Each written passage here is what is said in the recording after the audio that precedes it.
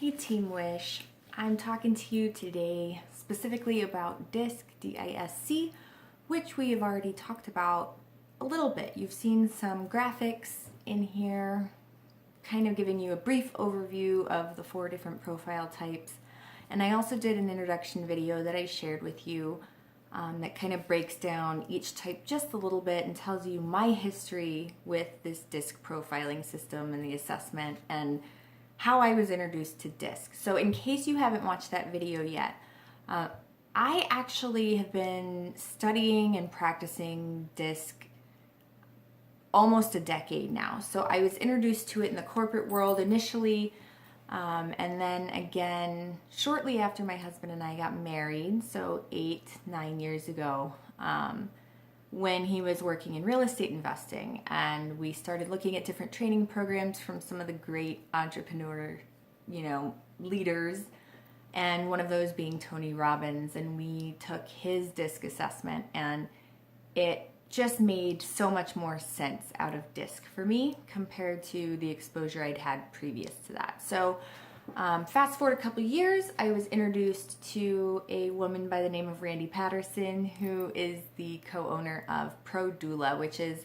an international doula certification agency, and they have a heavy focus on good communication, and they use the DISC system pretty extensively. And so I was reintroduced to it then and taught it in a whole new way. And so since then, I've had this passion for really studying this method of understanding how people work and what motivates the way they communicate with the world. And I've just found that studying it has helped improve not just my business relationships, but really all of the relationships in my life. And I think I grabbed onto it so much, not just because I have a background as a counselor and this stuff has always fascinated me, but because I actually did this naturally my entire life growing up.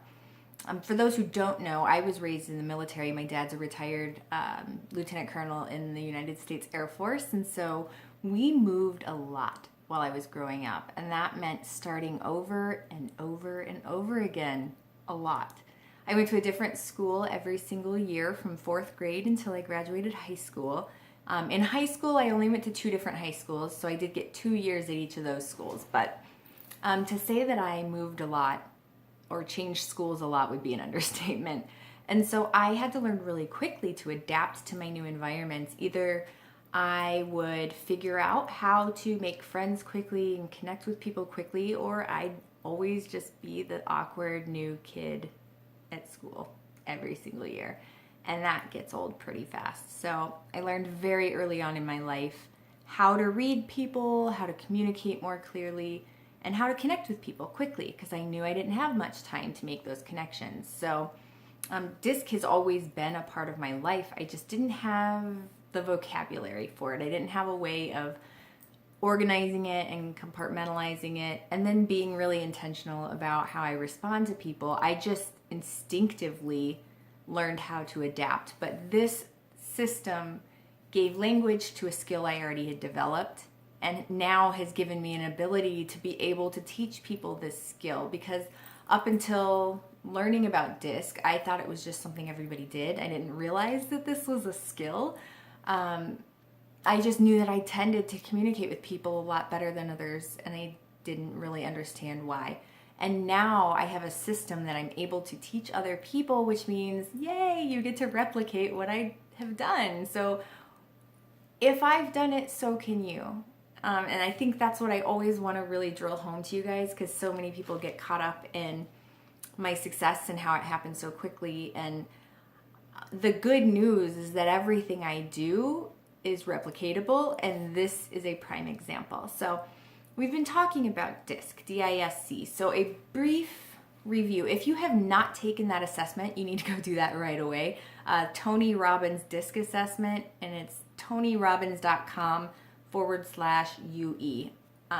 Definitely get on there and take it. It's free. You do have to give them a little bit of personal information, I think your email address and your name, but that's just so that they can send you the PDF packet with all of your results and then the interpretation of those results for you. So you get a nice, thorough, comprehensive packet at the end.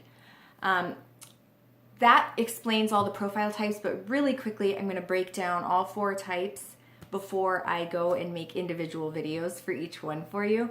All of this is presented in that, but I think for some of us, it makes more sense when somebody looks at you eye to eye like this and communicates with you and talks to you in real person language conversationally about these concepts instead of this big thick packet of information. So I do want to talk to you right here like this, face to face about it. So each profile type has their own unique characteristics, their own strengths, weaknesses, ways that you can identify them on social media, and ways that really you can connect very quickly and win them over. And win them over, I want to be sure right here up front from the beginning to remind you that mastering DISC is not about manipulation or winning someone or closing a deal or any of that garbage. That is not what it's for. Mastering DISC, the purpose of that is so that you can create better connections, so that you can make people feel comfortable with you and with themselves. That is not a manipulative thing. That's a connecting thing. That's a human thing. Everybody desires to feel understood and heard and valued.